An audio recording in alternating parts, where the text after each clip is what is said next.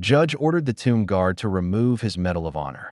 What happened next ended his career. The courtroom was silent until the gavel slammed down. "Remove your Medal of Honor," the judge barked, his voice slicing through the air like a blade. All eyes shifted to Sergeant Michael Keller, the tomb guard who stood motionless in his crisp uniform, the sacred medal glinting softly on his chest. Gasps rippled through the crowd. Some lowered their heads. Others simply stared, their silence heavier than any word could ever be. Michael's steady gaze never wavered. His face was carved from quiet resolve, though his weathered hands tightened just slightly, betraying the storm inside. His brothers in arms sat frozen behind him, their fists clenched, their throats thick with unsaid words. What crime had he committed? He had refused to abandon his post during a violent storm, choosing duty over personal safety. A decision that had saved the tomb of the unknown soldier from damage, but apparently violated protocol. For that, the court now aimed to strip him of his greatest honor. Michael's journey to this moment was carved with sacrifice. Years earlier, as a young infantryman in the desert heat, he had watched friends fall beside him. Sand clung to his skin like a second layer, the scent of burning oil forever etched in his memory. He remembered carrying a fallen comrade through enemy fire, the taste of iron on his tongue, his heart pounding against the walls of his ribs. His body bore the scars. His knees ached every morning. His left shoulder would never fully heal, but it wasn't the pain that kept him awake at night. It was the faces, those who never came home. Guarding the tomb wasn't just a post to him. It was a sacred promise, a silent vow to never forget. Yet here he stood, facing a man in robes who saw only rules. The judge's cold stare weighed on him. "You will remove it now," the judge ordered again. His tone carried the weight of finality. Michael's fingers grazed the edge of the metal.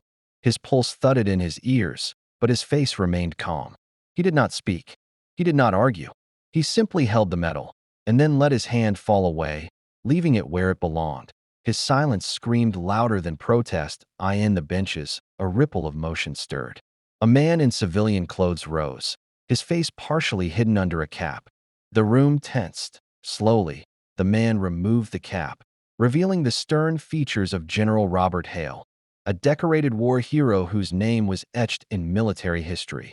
Without a word, the general walked forward and stood beside Michael. He turned to face the judge, his expression carved from stone.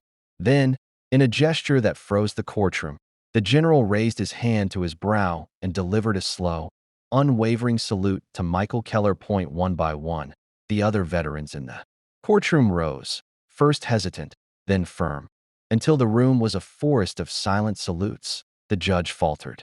His lips parted, but no words came.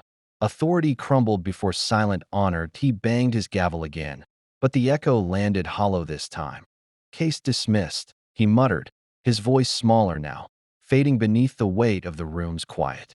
Defiant, he stepped down from the bench and walked out, his career folding under the unbearable pressure of what he had tried and failed to erase. Michael never said a word. He didn't need to. Some battles are won by silence. Some medals are worn on the heart, not the chest, and some honors, earned in the shadows of sacrifice, can never be taken. As Michael left the courthouse, strangers paused to offer him silent nods. The wind pressed gently against his back, almost as if the souls he had guarded now walked beside him. And though the medal gleamed on his chest, it was the weight of their memory that he carried with the deepest pride.